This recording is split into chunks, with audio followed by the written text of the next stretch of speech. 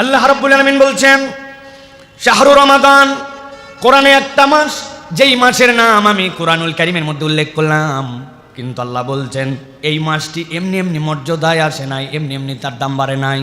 এই মাসের নাম এমনি এমনি আমি উল্লেখ করি নাই।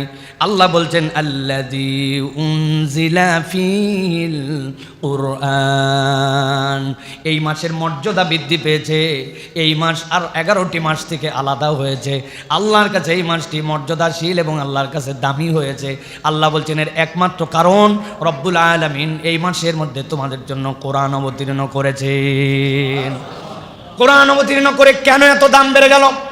কোরআনুল কারীমের দ্বারা কেন রমাদানের দাম বাড়ল? মুফাসসিরিনে কেরাম ব্যাখ্যা করেছেন, দুনিয়ার মানুষ, আল্লাহ রাব্বুল আলামিন দুনিয়াতে যা কিছু দেখতে পাও এইগুলা আল্লাহ রাব্বুল আলামিনের সৃষ্টি।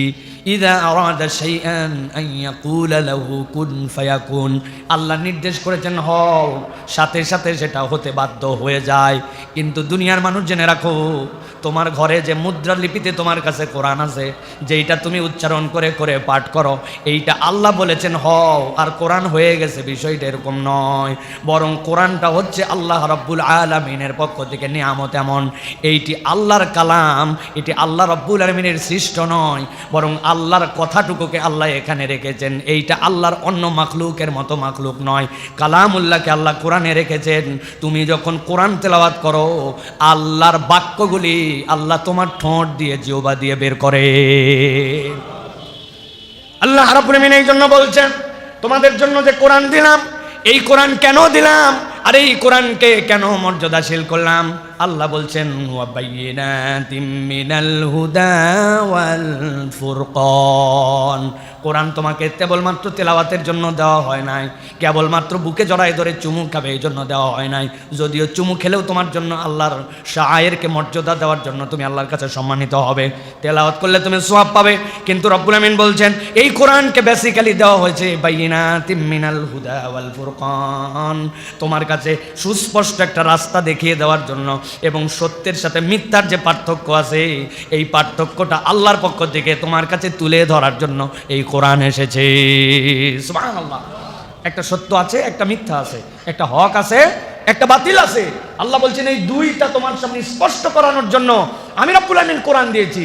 আর এই কোরআন তোমার জন্য হুদা, হেদায়েত। এই কোরআন এসেছে রমাদানে, এই হেদায়েত নিয়ে আসছে বলে, সত্য মিথ্যার পার্থক্যকারী নিয়ে আসছে বলে আমি রব্বুল আলামিন তোমাকে এই কোরআন দ্বারা সম্মানিত করেছি। সুবহানাল্লাহ। আল্লাহ সূরা ইয়াসিনের মধ্যে বলেছেন তোমরা তার অনুসরণ করো যে স্বল্প মূল্যে কোরআনকে বিক্রি করে দেয় না, স্বল্প মূল্যে কোরআনকে বেচে দেয় না। কোরআন স্বল্প মূল্যে বেচা মানে কি? ওয়াজ মাহফিল করে টাকা নেওয়া, জুমার নামাজ পড়ে খতিবের টাকা নেওয়া, এটা স্বল্প মূল্যে বিক্রি করা? অনেকে অপব্যাখ্যা করে যে আপনারা অমুক তমুক করে টাকা নেন। জি না, এই স্বল্প মূল্যে বিক্রি মানে কি? আল্লাহ রাব্বুল আমিন নিজেই কোরআনুল কারীমের মধ্যে সেটার ব্যাখ্যা করেছেন। স্বল্প মূল্যে বিক্রি মানে তোমার কাছে যে বিধান স্পষ্ট, যেই হুকুম জানাই দেওয়া স্পষ্ট, তুমি এমন চতুর, সমাজের মধ্যে সেই হুকুমটা তুমি বলো না, তুমি বোঝো এইটা বললে সমাজে ঝামেলা হবে, তোমার জনপ্রিয়তা কমে যাবে, তোমার মর্যাদা সকলের কাছে থাকবে না, তুমি সব ক্ষেত্রে তখন তুমি সঠিকভাবে তোমার মতো করে যেরকম জীবনযাপন করতেছো ওই ফ্রিকোয়েন্সি অফ লাইফ তোমার জন্য, যে ফ্লুয়েন্সি অফ লাইফ তোমার জন্য থাকবে না। ওই কথা তিক্ত কথা, অতএব ওই কথা গোপন করে তুমি অন্য কথা বলো। এই জন্য তোমার কাছে এটা হচ্ছে কোরআন বিক্রির শামিল। আপনাকে বুঝাতে পারি নাই হয়তো আমি। বর্তমান সমাজে সমকামিতার বিপক্ষে কথা বলা এটা কি একটি স্বাভাবিক বিষয় না অস্বাভাবিক বিষয়? নামাজের কথা তুমি বলতেই পারি, ভাই ভালো পথে চলুন, মিথ্যা কথা বাদ দিন, ভাই ভাইয়ের সাথে সম্পর্ক উন্নয়ন করুন, এই কথা বলা যায়। কিন্তু পর্দাটা আপনি ভালো ঠিকঠাক মতো পালন করেন, এই কথা বললে মসজিদের সভাপতি সাহেব খেপে যায় যে আমার বইয়ের কথা বললো কিনা। যদি ওই সুদটা বন্ধ করেন, অনেক সুদের কারবার করেন আপনি, তাহলে অনেক মুসল্লি চিন্তা করে হুজুরের সাথে মুসাফা করিয়ে সুদের ওয়াজ করলো কেন। এটা একটা এক্সাম্পল বলতেছি। সমাজে যেই কথা ওই লোকের দ্বারা বললে কল্যাণ হবে, ওই কথা না বলে চুপ করে থাকে, আল্লাহ বলছেন এইটা হচ্ছে স্বল্প মূল্যে কোরআন বিক্রি করা। আপনি কোরআনুল কারীমকে বক্তব্য দিয়ে, আপনি কোরআনে আলোচনা করে যদি বলেন যে হুজুর টাকা নিছে, হুজুর কোরআনের কয় টাকা নিছে ভাই? 5 লাখ। 5 লাখ টাকাতে কোরআনের একটা অক্ষরের মূল্যায়ন হবে? তা আপনি তো দিতে পারেন নাই ভাই, এটা পুরো দুনিয়া দিয়ে দিলেও তো হবে না। তার মানে কোরআনুল কারীমের বিক্রি মানে এইটা না। কোরআনুল কারীমের বিক্রি জেনে বুঝে সত্যকে গোপন করা, যেই কথা বললে এফেক্ট হবে, যেটা নবীওয়ালা কাজ ছিল, নবী করিম সাল্লাল্লাহু আলাইহি ওয়াসাল্লামের কোনো ঝামেলা ছিল, তার থেকে বেশি সুন্দর চরিত্রের মানুষ দুনিয়াতে ছিল। নবী করিম সাল্লাল্লাহু আলাইহি ওয়াসাল্লাম একটু ব্যালেন্স করে চললেই তো সবগুলা তার পিছে দৌড়াতো। তারে তো সূর্য চন্দ্র দিতে চাইছে, সেরা সুন্দরী দিতে চাইছে, মক্কার প্রেসিডেন্ট বানায় দিতে চাইছে, কিন্তু উনি কি রাজি হয়েছে না? উনি বলছেন এই সমাজের ট্রেন্ড আমার দরকার নাই, হকটা আল্লাহর কাছ থেকে বলতে হবে। আল্লাহ বলছেন এই হকের বার্তা নিয়ে আসছে কোরআন, ওইটা আসছে রমাদানে, এই জন্য রমাদানের মর্যাদা বেড়েছে। রমাদান এমনি এমনি হয় নাই। এখন আমি সব নিতে রাজি, শুধু ওষুধ খেতে রাজি নাই। ঠিক না ভাই? রমাদান কত বরকতময় মাস, কত মর্যাদার মাস। সুবহানাল্লাহ, আপনি সুবহানাল্লাহ বলে ফাটাই ফেলতেছেন, কিন্তু আল্লাহ রাব্বুল আলামিন যে হারাম করেছেন সেখান থেকে আপনি সরেন না, যা হালাল করেছেন ওইটা আপনি নেন না। আপনি ঔষধহীন রমাদান আপনি পালন করতেছেন। এই জন্য এরকম রমাদান 50 কেন 100টা পর হলেও কেরিয়ারে আমাদের কোনো পরিবর্তন হয় না, আগেও যা পরেও তা। সমাজে এরকম রোজাদার আছে না ঘুষ খায় আছে না? রমাদানে এরকম রোজাদার আছে না ফ্রি মিক্সিং করে ঘুরে বেড়ায়?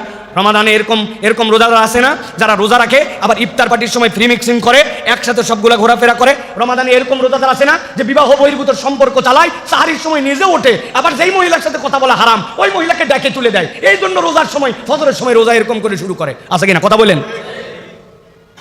তার মানে আমি আমার রমাদানকে গ্রহণ করেছি প্রেসক্রিপশনের ঔষধ ছাড়া। আল্লাহ রাব্বুল আমিন এবার টার্গেট নির্ধারণ করে দিচ্ছেন। আল্লাহ রাব্বুল আমিন বলছেন ফামান শাহিদা মিনকুমুশ শাহরা ফালইয়াসুম, আমি দায়িত্ব দিলাম তোমাদের কেউ যদি সিয়ামের মাস পেয়ে যাও অবশ্যই রোজা পালন করবে। আল্লাহ বলতেছেন ইয়া আইয়ুহাল্লাযিনা আমানু কুতিবা আলাইকুমুস সিয়ামু কামা কুতিবা আলাল্লাযিনা মিন ক্বাবলিকুম লাআল্লাকুম তাত্তাকুন। ভেবো না এই সিয়াম কেবল তোমাদের জন্য ফরজ করা হয়েছে, অতীতের যত কম ছিল আদম আলাইহিস সালাম থেকে ঈসা আলাইহিস সালাম পর্যন্ত সকলের জন্য সিয়াম ফরজ ছিল। পুরা রমাদানে হয়তো ছিল না, কারোর জন্য মুহররমের সিয়াম ফরজ ছিল, কারোর জন্য জিলহজের সিয়াম ফরজ ছিল, কারোর জন্য হয়তোবা দেখা যাচ্ছে আল্লাহর পক্ষ থেকে আশুরার সিয়ামটা ফরজ ছিল। অতএব কোনো না কোনোভাবে সিয়াম ছিল, কিন্তু আল্লাহ বলছেন উম্মতে মুহাম্মাদের জন্য আমি স্পেশাল করলাম, পুরা কমপ্লিট একটা মাসের প্যাকেজ বানায় দিলাম, আমার বান্দাদের দায়িত্ব দিলাম এই রমজান মাস পেলেছে যেন সিয়াম পালন করে। আর কেউ যদি সিয়াম পালন করে আল্লাহ বলছেন আশা করা যায় সে তাকওয়ার পথে থাকবে, লাআল্লাকুম তাত্তাকুন। ওই ব্যক্তি আশা করা যায় মুত্তাকি হওয়ার পথে সে এগিয়ে যাবে। সুবহানাল্লাহ, মুত্তাকি হওয়ার পথে সে আগাবে। কেমনে আগাবে? গোল প্ল্যানিং। আমি একবারে পুরা জীবনের সব গুনাহ খাতা ছেড়ে দিব। সারা জীবন বিড়ি খাইছি, চিন্তা করছি আগামীকালকের থেকে বিড়ি একবারে বাদ দিয়ে দিব, গুনাহ একবারে বাদ দিয়ে দিব, আগামীকালকের থেকে একবারে তাকবীর উলার সাথে নামাজ ধরে ফেলবো। এটা মানবীয় ফিতরাতে মানুষের দ্বারা সম্ভব নয়। মানুষকে ছোট ছোট স্টেপের মাধ্যমে মানুষকে এগোতে হয়। আল্লাহ রাব্বুল আমিন বলছেন লাআল্লাকুম তাত্তাকুন, এই রমাদান তোমাকে ছোট ছোট ফুট স্টেপ, তোমার স্টেপ মার্কগুলো নির্ধারণ করে দিবে। বেটা তুমি দিনের বেলা রোজার অবস্থায় তুমি সিগারেটটা খাও না, তাহলে তুমি তো দেখছোই 15 ঘন্টা তুমি না খেয়ে থাকতে পারো, তাহলে আস্তে করে রাতও বাদ দাও, আস্তে করে 1 মাস, 1 সপ্তাহ, 1 সপ্তাহ করে তুমি 1 মাস বাদ দাও। ওই লোক তখন আল্লাহর কাছে কোনো অজুহাত দিতে পারবে না যে আল্লাহ আমি তো কোনো উপায় ছিল না, নিরুপায় হয়ে খাইছিলাম না। রব্বুল আলামিন তাকে একটা প্ল্যানিং দিয়েছেন, এই প্ল্যানিংয়ে সে বাস্তবায়িত হয়ে আস্তে করে গুনার পথ থেকে ভালোর পথে আসছে। ওই লোক নামাজ আগে কন্টিনিউ করতো না, কিন্তু রমাদানে আল্লাহ বলছেন তুমি 5 ওয়াক্ত সালাত আদায় করতে শুরু করো, জামাতের সাথে সালাত আদায় করতে শুরু করো। একটা বান্দা যদি 30 দিন সালাতে অভ্যস্ত হয় তাহলে সাবকনশাস মাইন্ডে মানুষ ওই কাজগুলিতে অভ্যস্ত হয়ে যাবে। আপনি 40-50 দিন ফজরের নামাজ টানা মসজিদে আদায় করে দেখেন, দুনিয়ার কোনো শক্তি নাই, কোনো অ্যালার্ম লাগবে না, কিচ্ছু লাগবে না, ফজরের সময় অটোমেটিক রব্বুল আলামিন আপনাকে জাগায় দিবেন। ঠিক কিনা? এটা নিয়ম, এটা মানবীয় ফিতরাত। আল্লাহ রাব্বুল আমিন অটোমেটিক আপনাকে করে দিবেন। অনেক সময় ঘরের মধ্যে আলো থাকে না, আপনি আপনার বাথরুমের সিটকানি পর্যন্ত অটোমেটিক হাতের কাছে পেয়ে যান। কারণ কি? অভ্যস্ততা। আপনি আপনার বাথরুমের রাস্তা চিনেন, সিটকানির রাস্তা চিনেন, অন্ধকারের মধ্যে কল কোথায় ছাড়তে হবে জানেন, বদনাটা ধরে ফেলেন, কিছুই লাগে না।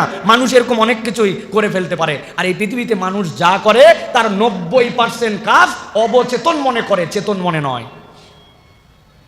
আপনি হিসাব মিলালে বুঝবেন, আপনি যা করেন অবচেতন, আপনি চেতনের কাজ নাই বললেই চলে। আমি মসজিদে আসার আগে আজকে কি প্ল্যান করে আসছি যে আমি কতবার হাত নড়াবো? আমার কোনো প্ল্যান আছে ভাই? অবচেতন মনে এটা আমি করে যাচ্ছি। আমি ধাপ ফেলতেছি, কয় ধাপে মসজিদে আসবো, কয় ধাপে যাব। যদি হইতো তাহলে তো অবস্থা খারাপ। ডাক্তার যদি বলে দিত আপনার হার্টের অবস্থা খারাপ, প্রতি মিনিটে আপনি 20 বার করে নিঃশ্বাস নেবেন, ওই লোক তো 10 মিনিটের মধ্যে শেষ। ও 1 2 3 4 5 6 7 8 9 এরকম করে যদি হিসাব করার নিঃশ্বাস ফেলা লাগতো তো 10 মিনিটের মধ্যেও শেষ, ওর ক্যারিয়ার বরবাদ। আমরা আমাদের জীবনে যা করি ম্যাক্সিমাম কাজ আমরা অবচেতন মনে করি। আল্লাহ বলছেন লাআল্লাকুম তাত্তাকুন, আমি তোমার লাইফ স্টাইলেই আমি তাকওয়াকে ঢুকাই দিতে চাই। ওইটা এমনি এমনি আসবে না। রমাদানের প্র্যাকটিসে ও জামাতবদ্ধ নামাজ আদায় করছে, রমাদানের প্র্যাকটিসে মিথ্যা ছেড়েছে, রমাদানের প্র্যাকটিসে ঝগড়াবাদ দিছে, রমাদানের প্র্যাকটিসে চোখের গুণাবাদ দিছে, রমাদানের প্র্যাকটিসে ও দান খয়রাতের অভ্যস্ত হয়েছে। আল্লাহ বলছেন এরপরে ফকির আসলে তখন মুখ দিয়ে বলতে মন যাবে না মাফ করো, তখন পকেটে অটোমেটিক হাত চলে যাবে। আল্লাহ বলছেন এই ট্রেনিং এর জন্য আমি রমাদান মাস দিয়েছি। সুবহানাল্লাহ। প্রিয় ভাইরা, আমি অনেক সময় বলি আমরা অনেকে বাইক চালায়, অনেকে গাড়ি চালায়। আমার গাড়িটা যখন 3000 কিলোমিটার চলে, 3500 কিলোমিটার চলে, তখন আমাকে বলে দিচ্ছে গ্যারেজওয়ালারা যে ভাই গাড়িটা কিন্তু 3500 হলে আবার আমাদের গ্যারেজে নিয়ে আইসেন, এর বেশি চালালে আপনার জন্য মোবাইল টোবাইলগুলো বেশি হয়ে যায়, তা আপনার জন্য কিন্তু গাড়িটার ইঞ্জিনে ক্ষতি হতে পারে। আমি তো 3200 কিলোমিটার বেশি গাড়ি চালাই না, চিন্তা করছে 3500 তো আমার দামি ইঞ্জিন যদি ক্ষতি হয়ে যায়, আমার গাড়ির যদি ক্ষতি, ভাই 300 কিলোমিটার কম চলা। নিয়ে চলে গেলাম, ওরা নিয়ে যাওয়ার পরে সাথে সাথে মোবাইল ডাউন দিল, দিয়ে নতুন মোবাইল দিল, মোবাইল ফিল্টারটা লাগাই দিল, এয়ার ফিল্টারটা চেঞ্জ করে দিল, এসি ফিল্টারটা চেঞ্জ করে দিল। বলছে হুজুর সময় আছে হাতে? বলো আছে, তাহলে একটু 4টা চাকা খুলে একটু ব্রেকগুলো মিলাই দেয়, ব্রেক শুগুলো সুন্দর করে ঝাড়ে মুছে। বললো না সমস্যা নেই, ড্রাম ঠিক আছে, ব্রেক ঠিক আছে, আপনার এখন মোবাইল গিয়ার সব ঠিক আছে, আপনি আপনার গাড়ি নিয়ে চলে যান। আবার 4000 কিলোমিটার পর্যন্ত আমি আবার ড্যাম কেয়ার গাড়ি চালাচ্ছি। আমি প্রিয় ভাইরা খুব ভালো করে বোঝেন, একটা মানুষের 11 মাসের জিন্দেগিতে সে সাধ্যমতো চেষ্টা করে, সাধ্যমতো বেঁচে থাকার সব মাসের মধ্যেই আপনার জন্য চোখের গুনাহ থেকে হেফাজত করা দায়িত্ব, মনের গুনাহ থেকে হেফাজত দায়িত্ব। কিন্তু আল্লাহ রাব্বুল আমিন এবার বলছেন এটা স্বাভাবিক নয়, এবার তোমাকে ট্রেনিং সেন্টারে ওয়ার্কশপে নিয়ে আসলাম, তুমি এখন ওয়ার্কশপের মধ্যে ঢুকে যাও।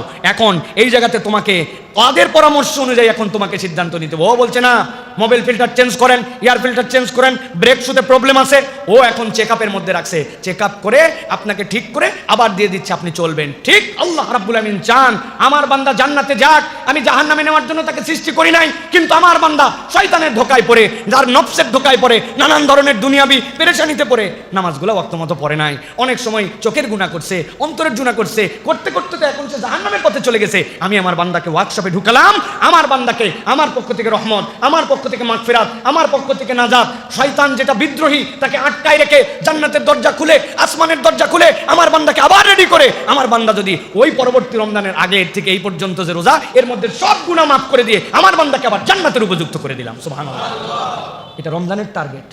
এখন আপনি রাস্তাতেও যা, গ্যারেজেও তাই, আপনি কোনো কিছুই মানেন না, রমাদানেও যা, রমজানের বাহিরেও তাই, তাহলে আপনার আমার এই রমাদান যে উদ্দেশ্যে এসেছে এইটা কোনোভাবেই আপনার আমার সাথে ফিট করতেছে না। এই জন্য এই রমাদান আমাদের জন্য প্রিয় ভাইরা কাজ দিবে না। এই জন্য আল্লাহ রাব্বুল আমিন বলছেন এই রমাদান তোমার ছোট সময় বড় প্যাকেজ, বাম্পার অফার আমাদের আসে না যে অমুক সময় বিগ সেল 70% ডিসকাউন্ট দিয়ে দেওয়া হয়েছে, দোকান শেষ করে দিবে, লাভ অনেক পর্যাপ্ত হয়ে গেছে, এখন একদম বাম্পার অফার, মেলাতে অফার, এই অফার। আল্লাহ বলছেন তোমার ক্ষুদ্র জীবনে রমাদান তোমার জন্য যে অফার আনছে এটা যদি তুমি একবার কল্পনা না করো, তাহলে তুমি তোমার মানবীয় মূল্যবোধে তোমার নিজেকে মূল্যায়ন করতে শিখো নাই। আল্লাহ বলছেন এটা তো এমন জিনিস যার মধ্যে আমি রব্বুল আলামিন তোমাকে নিয়ামত দিয়েছি, কি লাইলাতুল কদরি খায়রুম মিন আলফি শাহর। আল্লাহ বলতেছেন এটা তোমার জন্য 1000 মাসের থেকে উত্তম। কত উত্তম? আল্লাহ বলছেন তোমাকে জান্নাতে নিতে যত লাগবে তত উত্তম। সুবহানাল্লাহ। নূহ আলাইহিস সালামের কওম 1500 বছর হায়াত পাইছে এক লোক, এ যদি 15 বছরে বালেগ হয় তো 1500 বছর হায়াতে 1485 বছর কম বেশি আল্লাহ রাব্বুল আলামিনের জন্য নামাজ কালাম ইবাদতের সুযোগ পাইছে। আর আপনি আমি 60 বছরের জীবনে 15 বছরে বালেগ হয়ে অর্ধেক ঘুমায়া, অর্ধেক বাথরুমে কাটায়া, অর্ধেক খাইয়া, পুরা 60 বছরের জীবন 1.5 বছর ইবাদত হিসাব করলে হবে না, পুরা আপনি বের করতে পারবেন না, সব মিলাই 1.5 বছর হবে না। আরে এই বেটা বাঁচতে 15 বছর। আল্লাহ বলছেন আমি হচ্ছি ইনসাফকারী রব, আমি আদেল রব। আল্লাহ বলতেছেন উম্মতে মুহাম্মাদের আগে কোন উম্মত জান্নাতে যাবে না। নূহ আলাইহিস সালামের উম্মতের সমস্যা কোথায়? 1500 বছর ইবাদত করছে, আল্লাহর কাছে ধরবে তো?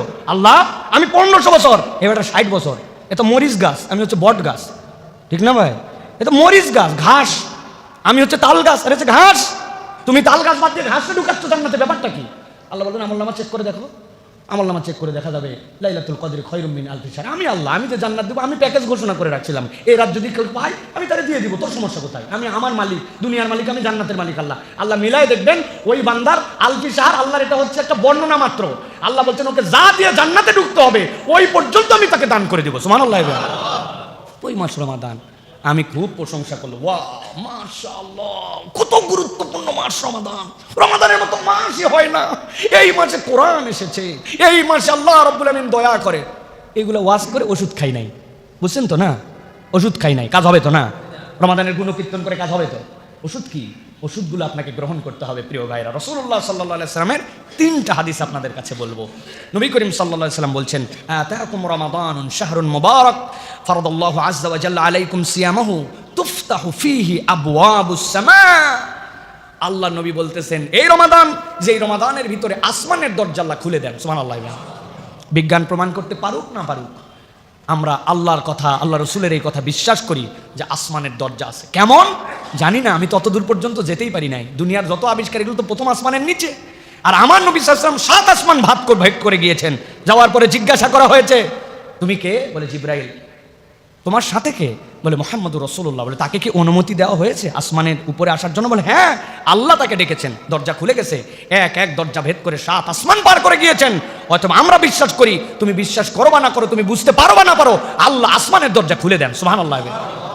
রমজানে আসমানের দরজা খোলা হয়। নবী করিম সাল্লাল্লাহু আলাইহি ওয়াসাল্লাম জোহরের এই যে ঠিক এই মুহূর্তটা জাওয়াল, এই জাওয়ালের আগ মুহূর্তে, যেই সময় থেকে সূর্য হালতে শুরু করবে, ওই হালার আগে, নিষিদ্ধ সময়ের আগে নবী করিম সাল্লাল্লাহু আলাইহি ওয়াসাল্লাম তড়িঘড়ি করে এসেও 2, 4, 5, 6, 8 রাকাত সালাত আদায় করতেন। সাহাবীরা জিজ্ঞাসা করছে, লিমা সাল্লাইতা ইয়া রাসূলুল্লাহ, আপনি একটু পরে তো জোহর, কিন্তু এই সময় আপনি একদম জাওয়ালের আগ মুহূর্তে আপনি কেন সালাত আদায় করেন? বলে শোনো, আল্লাহ আমাকে দেখিয়েছেন এই সময় আল্লাহ আসমানের দরজা খোলেন, অর্থাৎ আসমানের দরজা খোলার সময় আমি বান্দা সালাত আদায় করতেছি, আল্লাহ যেন এটা আল্লাহর কাছে উপস্থাপিত হয়, আল্লাহর কাছে আমি রহমত চাই, এই জন্য আমি এই সময় সালাত আদায় করি। সুবহানাল্লাহ।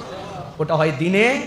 আর আল্লাহ রাব্বুল আমিন বলছেন রমাদানে পুরা সময় নবী জানায় রাখেন, আমার বান্দার জন্য আমি আসমানের দরজা খুলে রাখি। আল্লাহ বলতেছেন, তুগলাকু ফীহি আবওয়াবুল জাহিম, জাহান্নামের দরজাকে বন্ধ করে দেওয়া হয়। ওয়া তুগাল্লু ফীহি মারদাতুশ শায়াতিন, শয়তানকে জিনজিরাবদ্ধ করা হয়, বিদ্রোহী শয়তান তাকে আটকানো হয়। ফীহি লাইলাতুন খায়রুম মিন আলফি শাহর মান হুরিমা খায়রাহা ফাকাদ হুরিমা। নবী বলছেন এর মধ্যে এমন একটা রাত আছে 1000 মাসের থেকে উত্তম, যে বঞ্চিত হলো সে চির হতভাগা। নাউযুবিল্লাহ। তাহলে এই যে আসমানের দুয়ার খোলা, এইটার জন্য আমার প্রস্তুতি কি? আমি মনে করছি রমাদান মানে খালি বোধহয় রোজা রাখা না, রমাদান আসমানের দরজা খুলছে। আপনি চিন্তা করেছেন যে রমাদানে আমার জন্য আসমানের দরজা খুলেছে, তো এই আসমানের দরজা খুলে আসলে কি হয়, আমি এখানে কি করতে পারি, এটা আমার জন্য এক্সট্রা কি বেনিফিট নিয়ে আছে, আমি আমার আল্লাহর পক্ষ থেকে কি কি আদায় করে নিতে পারি, আমার গাড়ির কি কি সমস্যা আছে, আমি সেইগুলোকে ওয়ার্কশপে জানাচ্ছি কিনা, চিন্তা তো নাই। অপর ভাইয়ের জন্য আমরা বলি না, আহা, আপনার এলাকায় যদি কোনো একটা বাচ্চাকে জানেন যে কিডন্যাপ করে নিয়ে চলে গেছে, কিডন্যাপে গেছে, যাওয়ার পরে 5-7 জনকে কিডন্যাপ করে ধরে রেখেছে। এখন যারা কিডন্যাপ করেছে, কথার কথা, তারা অনেক ক্লান্ত হয়ে একসময় ঘুমায় গেছে, আর যাদেরকে ধরে নিয়ে গেছিলো সবগুলোকে ইঞ্জেকশন দিয়ে অজ্ঞান করে রাখছে। এর মধ্যে একজন জেগে উঠছে, উঠে দেখতেছে কি এটা তো আমার জায়গা নয়। হুঁশ যখন ফিরছে তখন মনে হয়েছে হ্যাঁ, আমাকে তো নাকের মধ্যে ওই যে ক্লোরোফোন দিয়ে আমাকে ধরে নিয়ে চলে আসছিল, আমি তো জেগে উঠছি। পাশে তাকায় দেখে ছোট ছোট বাচ্চা কাচ্চা সবগুলো অজ্ঞান হয়ে পড়ে আছে। দূরে তাকায় দেখে যেই বেটা অজ্ঞান করছে ওই বেটাও তো গভীর ঘুমে কেলায় পড়ে আছে। এখন ওর দায়িত্ব কি? নিজে তো পালাবেই সুযোগ পাইলে, সাথে ওর দায়িত্ব হচ্ছে পাশে তার ভাইকেও ধরে নিয়ে আসছিল। ও তো চিন্তা করবে আমি একাই বাঁচবো, আমার ভাইরে কিডন্যাপ করে নিয়ে আসছে, আমার বন্ধু, তারা আমার উঠান লাগবে না। পরে বলছে এই ওট ওট চল, ওই যে যারা কিডন্যাপ করে নিয়ে আসছে ওরা সবগুলো আটকায় গেছে, এখন সবগুলো ঘুমায় গেছে, আমাদের পালান লাগবে। ওই লোক উঠতেছে না, ওই বলতে রাত তো কেবল একটু ঘুম ধরছে।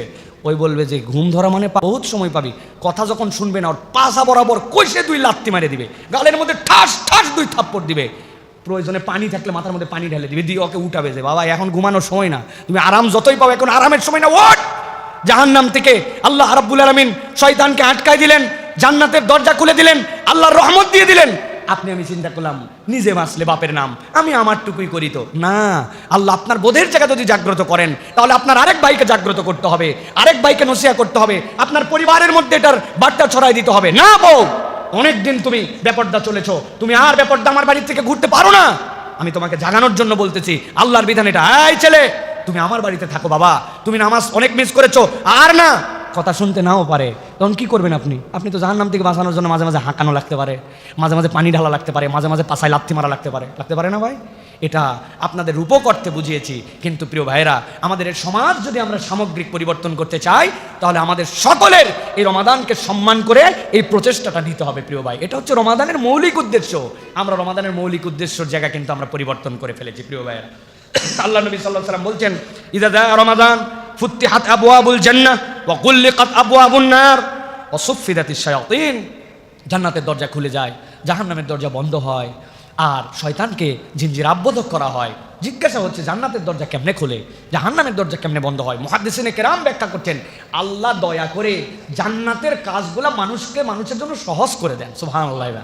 আল্লাহ দয়া করে গুনার কাজগুলা বান্দার মনের মধ্যে ওই সময় কঠিন বানায় দেন। ওই বান্দা হিসাব করে এটাই হচ্ছে জান্নাতের দুয়ার খুলে যাওয়া। যেই মানুষ বেনামাজি, ও চাঁদ উঠলে চিন্তা করে অন্ততপক্ষে রমাদানে যদি আমি নামাজটা না পড়ি। তৈরি হয় না এই ফিলিংস ভাই? এই অবস্থা আমাদের মধ্যে তৈরি হয় না? একটা পরিবর্তন অটোমেটিক তৈরি হয় আমাদের মধ্যে।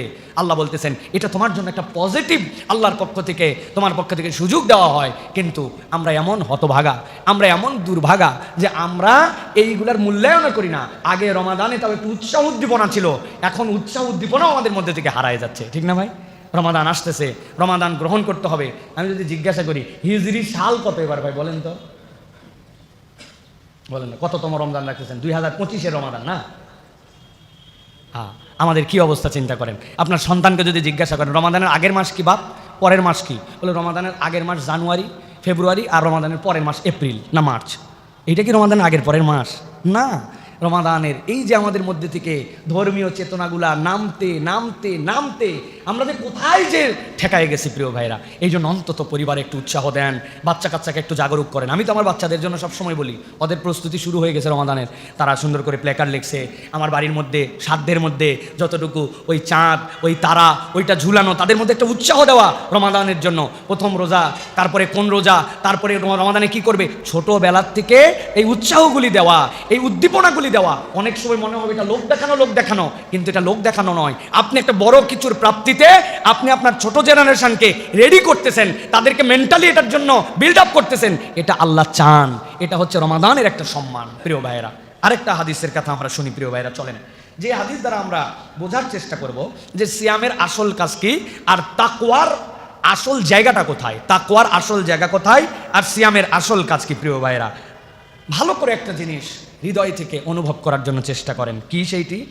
দুনিয়ায় যত আমল আপনি করেন, ভালো করে কথাটা শুনেন, দুনিয়ায় যত আমল আপনি করেন সব আমল মানুষ দেখতে পারে, কারেকশন দিতে পারে। একজন সালাত আদায় করতেছে, আপনি দেখছেন সালাত আদায় করছে, ওই লোকটা এক সপ্তাহ মসজিদে আসে নাই, আপনি বুঝছেন ওই লোকটা আসে নাই, তাহলে নামাজ পড়া নামাজ না পড়া দেখা যায়। জাকাত, এই লোকের যে সম্পদ আছে হিসাবে জাকাত দেওয়ার কথা, কেউ না কেউ কারেকশন, আপনার ম্যানেজার হলেও বের করে ফেলতে পারবে উনি ঠিকঠাক মতো হয়তো জাকাত দেয় নাই। হজ আপনি করেছেন কি করেন নাই, এটা তো সকলের সামনেই দেখা যায়। তার মানে দুনিয়াতে যতগুলি ইবাদত, এই ইবাদতগুলি দেখা যায়, এই ইবাদতগুলির একটা বাহ্যিক রূপ আছে। একমাত্র ইবাদত যেটা সিয়াম, যেটা বাহির থেকে আপনি আসেন কি না আসেন কেউ এটা দেখতেও পারে না, বলতেও পারে না। একজন বেরাজদার যদি আপনার এখানে এসে বলে আমি রোজা আছি, আপনি কি দিয়ে প্রমাণ করবেন যে রোজা নাই? আপনার তো কোনো প্রমাণ করার সুযোগ নাই। বাথরুমের ভিতরে যায় খাইছে, হোটেলে খাইছে, পরিবার জানে না, বাইরে যায় খেয়ে নিছে, অথবা কোনোভাবে তার মধ্যে রোজা ত্যাগ করে ফেলছে, আপনি বলতে পারবেন না। তার মানে সিয়াম একমাত্র ইবাদত যেটা আপনার ব্যক্তির সাথে সম্পর্কিত আর আল্লাহর সাথে সম্পর্কিত। এই জন্য আল্লাহ রাব্বুল আলামিন বলেছেন আস-সাওমু লি ওয়া আনা আজজি বিহ, সিয়াম হচ্ছে কেবল আমার জন্য। দুনিয়ার সব ইবাদতের হিসাব করে আল্লাহ রাব্বুল আলামিন সওয়াব দিবেন, কিন্তু আল্লাহ সিয়ামের কি দিবেন আল্লাহ বলছেন সেটা বললাম না। আল্লাহ বলে রাখছেন সিয়াম আমার জন্য আর সায়েমের জন্য আমি আল্লাহই হচ্ছে রিওয়ার্ড। সুবহানাল্লাহ। আল্লাহ স্বয়ং ওই বান্দার জন্য, রোজাদারের জন্য আল্লাহর পক্ষ থেকে রিওয়ার্ড। আল্লাহ রাসূল সাল্লাল্লাহু আলাইহি ওয়াসাল্লাম বলছেন কুল্লু আমাল ইবনে আদম লাহু ইল্লা সিয়াম, প্রত্যেক আদমের, বনি আদমের ইবাদত তার জন্য, শুধুমাত্র সিয়াম ছাড়া। ফাইন্নাহু লি ওয়া আনা আজজি বিহি, নিশ্চয় জেনে রাখো সিয়াম আমার জন্য কেবল, বান্দা কেবল আমার কাছেই ওটা উপস্থাপন করতে পারে, আর আমি আল্লাহ তাকে এই সিয়ামের জন্য রিওয়ার্ড দান করব। ও সিয়ামু জান্নাহ, এরপরে নবীজি বলছেন জেনে রাখো তোমাদের জন্য সিয়াম হচ্ছে ঢাল স্বরূপ। ঢাল স্বরূপ, তোমাকে কেউ তীর মারতেছে, তোমার কাছে যদি ঢাল না থাকে তোমার বুকে লেগে যেতে পারে, কপালে লেগে যেতে পারে। নবীজি বলছেন সিয়াম ইমানদারদের জন্য ঢাল স্বরূপ। এখন কিসের থেকে সিয়াম আমাকে হেফাজত করে? কিসের জন্য আমার জন্য ঢাল? কোন ক্ষেত্রে সে আমাকে প্রতিরক্ষা করে? আল্লাহ রাসূল সাল্লাল্লাহু আলাইহি ওয়াসাল্লাম বলছেন ওয়া ইযা কানা ইয়াউমু সাওমি আহাদিকুম ফালা ইয়ারফুস ওয়ালা ইয়াসখাব। নবীজি বলছেন জেনে রাখো যদি তোমাদের মধ্যে থেকে কেউ সিয়াম পালন করে, আমি আল্লাহর পক্ষ থেকে জেনে বললাম দুইটা জিনিস থেকে যেন সে নিজেকে মুক্ত রাখে। একটা কি, সে যেন গুনাহ খাতা না করে, আর দুই নম্বর হচ্ছে সে যেন তার নিজেকে সামলায় নিয়ে চলে। গুনাহ খাতা মুক্ত সিয়াম তার লাগবে। আপনাকে এই সিয়াম আপনার গুনাহ খাতা মুক্ত হওয়ার ট্রেনিং আপনার জন্য উপস্থাপন করে। মুসলমান একজন, তাকে যদি বলেন তুই চুরি কর, মুসলমান নামাজি, সে চুরি করতে পারবে না। নামাজ বাদ দে, নামাজ বাদ দেবে কিভাবে? যাকাত দিস না, শয়তান উস্কাই দিছে, চিন্তা করবে আল্লাহ তোমার সম্পদ না দেই কেমনে। কিন্তু যেই মুসলমান নামাজ পড়ে, যেই মুসলমান হজ করে, যেই মুসলমান দুনিয়ার ভালো কাজ করে, দেখবেন ওই মুসলমানও এমন কতগুলা গুনাহ করে যেটাকে সে গুনাহই মনে করে না।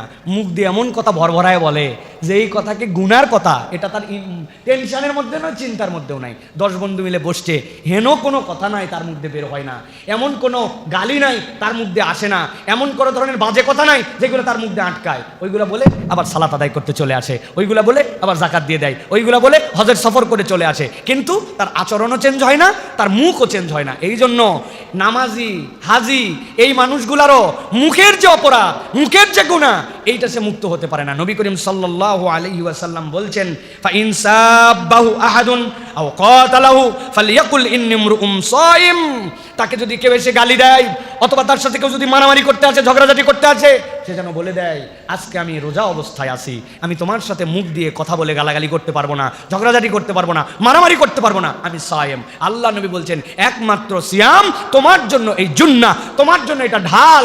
কোনো ইমানদার যদি এই প্র্যাকটিস করে তাহলে তার জীবনের অন্য গুনাহ ছাড়া আর কোনো ব্যাপারই না। সুবহানাল্লাহ। নবীজি বলছেন যদি তুমি কিছু বলতে চাও তাহলে তুমি ভালোটি বলো, আর যদি না বলতে পারো তাহলে চুপ করে থেকো। পৃথিবীতে একটা ইবাদত, ব্যতিক্রম ইবাদত, আর কোনো ইবাদত এরকম নাই।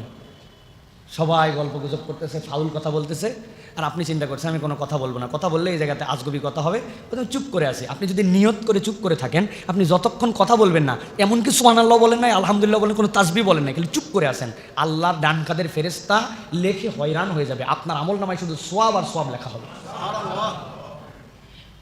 আর আমাদের অবস্থা কি? কোনো একটা কথা না বললে ভিতরে উসখুস করে, 5 জন মিলে গল্প করতেছে, এখন আমি যদি যে কিছু একটা না বলি কেমনে, কতক্ষণ সহ্য করা? যারা ভুল কথা বলেই যাচ্ছে, ওরা বলেই যাচ্ছে এবার ডোনাল্ড ট্রাম্প ক্ষমতায় আসবে না। আমি যদি পণ্ডিতি না ফলায় একটা কথা যদি না বলি, কোথায় ডোনাল্ড ট্রাম্প আর কোথায় আমি?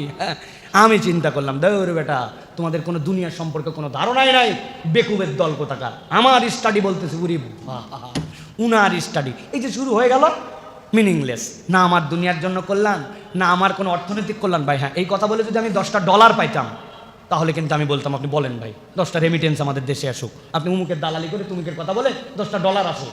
এই কথা বলার পরে আপনাকে যাওয়ার সময় যারা যারা চায়ের দোকানে ছিল তারা বললে বাপ রে আপনি এত সুন্দর আমাদেরকে জ্ঞান দিয়ে গেলেন, ধরেন মুসাফা করে আপনি 100 টাকা রাখেন, এত সুন্দর কথা বলেন, জিন্দগিতে দিছে কেউ? তো আপনি হুদামিশা এই পেশাল পারেন কি জন্য? আপনি হুদামিশা নবীজি এটার থেকেই বাঁচতে বলছেন। ওটা নামাজি বেশি করে, রোজাদার করে, হজকারী করে। নবী করিম সাল্লাল্লাহু আলাইহি ওয়াসাল্লাম বলছেন কথা বললে ভালোটা বলো, কল্যাণকর কথা, আর না বলে চুপ করে থাকো। তুমি যদি নিয়ত করে চুপ করে থাকো আল্লাহ তোমার আমল নামায় সওয়াব দান করবেন। সুবহানাল্লাহ। এটা মনে রাখেন প্রিয় ভাইরা। লোকজন বলবে ভাব হয়ে গেছে, সুপি হয়ে গেছে, একবারে কোনো কথাই কয় না, আগে ভকর ভকর করে বাঁচতো না, এখন বিরাট বুজুর্গ আছে। বলুক ভাই, তার কথা ওই বলুক, তার আমল নামা সে নিয়ে চলুক, আমার আমল নামা আমারে নিয়ে যাওয়া লাগবে কি ভাই, ঠিক না? এই জন্য নবী করিম সাল্লাল্লাহু আলাইহি ওয়াসাল্লাম বলছেন সিয়াম তোমাকে এটা শিখায়। ওয়াল্লাযী নাফসু মুহাম্মাদিন বিয়াদিহি লাখুলুফু ফামিস সাইমি আতইয়াবু ইনদাল্লাহি মিন রিহিল মিসকিল লিস-সাইম। আল্লাহ নবী বলছেন আল্লাহর কাছে আমি কসম করে বলতেছি মুহাম্মাদের প্রাণ যার হাতে, কোন রোজাদার যদি বিশুদ্ধভাবে রোজা রাখে আর তার মুখের মধ্যে ওই পেটের ক্ষুধার কারণে এক ধরনের স্মেল আসে, ওটা দুর্গন্ধ না, ভুল বুঝেন না। আপনার দাঁতের মধ্যে গোস্ত আটকায় আছে, দাঁত মেসওয়াক করেন না, 5 ওয়াক্ত নামাজের আগে আপনার মেসওয়াকের সাথে সম্পর্ক নাই, ব্রাশ করেন না, খাওয়ার শেষে ব্রাশ করেন না, ওইটা আপনার মুখের দুর্গন্ধ। ওই দুর্গন্ধ আপনি বুঝতে পারেন না, কিন্তু ওই দুর্গন্ধ আছে। কিন্তু নবীজি বলছেন এটা ভিন্ন, সে মুখ পরিষ্কার রাখছে, মেসওয়াক করছে, ক্লিন, কিন্তু তার স্টোমাকটা যে ফাঁকা, ওইখান থেকে এক ধরনের স্মেল আসে খালি পেটের। যদিও ওইটা সুখকর নয়, কিন্তু আল্লাহ ওই রোজাদারের স্মেলকে এত পছন্দ করেন, নবী বলছেন মুহাম্মদ সাল্লাল্লাহু আলাইহি ওয়াসাল্লামের প্রাণ যেই সত্তার হাতে, আমি তার কসম করে বলতেছি মিশকে আম্বরের সুগন্ধির থেকে আল্লাহর কাছে রোজাদারের এই গন্ধ পছন্দ। সুবহানাল্লাহ। কারণ কি? কারণ সে কারোর জন্য সিয়াম রাখে নাই। সে চাইলে চুরি করে পানি খাইতে পারতো, চুরি করে খাইতে পারতো, সে চাইলে চোখের গুনাহ করতে পারতো, হাতের গুনাহ করতে পারতো, কান দিয়ে বাজে কিছু শুনতে পারতো, মন দিয়ে বাজে চিন্তা করতে পারতো, সব বাদ দিছে। আর পেটের থেকে স্মেলটা আসতেছে, আল্লাহর কাছে ওইটা এত পছন্দনীয়। নবী করিম সাল্লাল্লাহু আলাইহি ওয়াসাল্লাম বলছেন লিস-সাইমি ফারহাতান, একজন রোজাদারের জন্য 2টা আনন্দের সময়, একটা ইয়াফরাহুমা ইযা ইফতারা। নবী করিম সাল্লাল্লাহু আলাইহি ওয়াসাল্লাম বলছেন ইফতারা, যখন কোন রোজাদার ইফতার করে, আল্লাহ রাসূল সাল্লাল্লাহু আলাইহি সাল্লাম বলছেন ওই ব্যক্তির আনন্দের দুইটার একটা হচ্ছে যেই সময়ে সে ইফতার করে, ওই ইফতারের মুহূর্তটুকু তার বিশাল আনন্দের, সুবহানাল্লাহ বিহামদিহি। এই আনন্দের অনেকগুলো ব্যাখ্যা আছে। ইয়াফরাহুমা ইযা ইফতারা, ওই ব্যক্তির ওই যে আল্লাহর পক্ষ থেকে যে সময়টুকু পেল, সে ওই সময়টুকুতে তার সারাদিন সিয়াম ছিল, তার সামনে খাদ্য আছে, এখন সে খাবার গ্রহণ করবে, আল্লাহর জন্য এখন সে করতেছে না, যে অপেক্ষা করছে, ওইটা একটা তার জন্য ব্লেসিং আল্লাহর পক্ষ থেকে। আল্লাহ ওই সময় তার দোয়া কবুল করেন।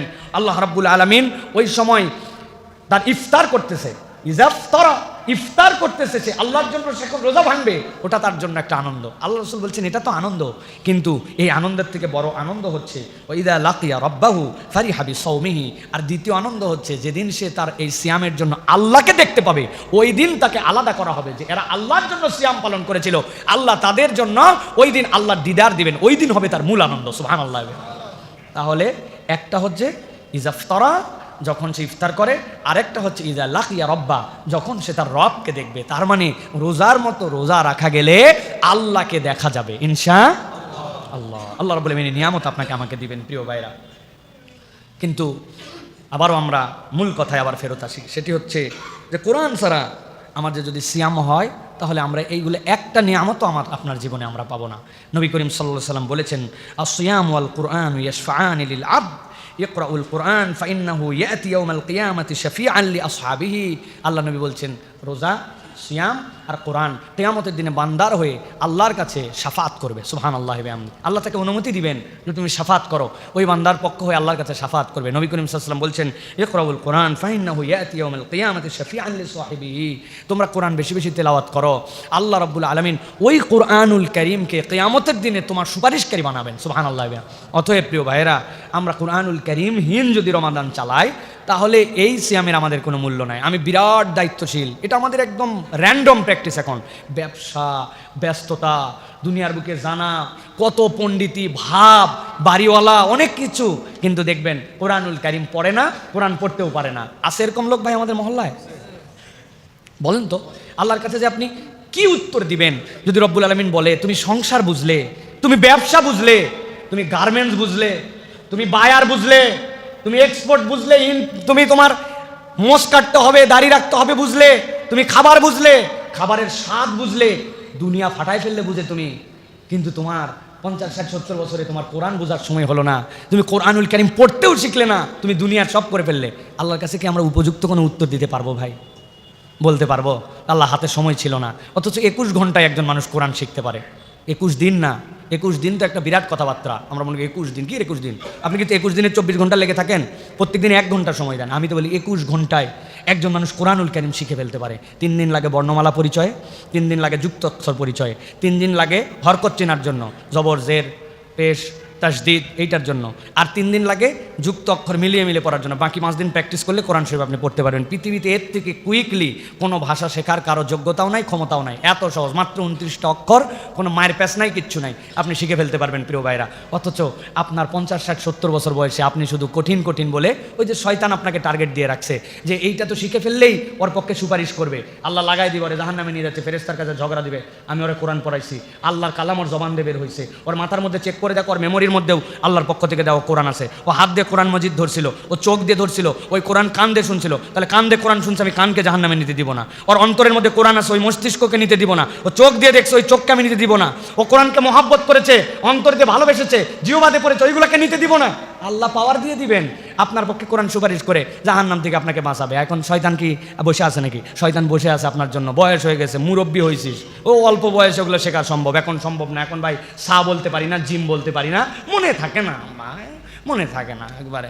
ভাই আপনার কাছে একজন যে টাকা পাইতো শুনলাম, বলছে আর বলেন না ভাই, 19 বছর হলো।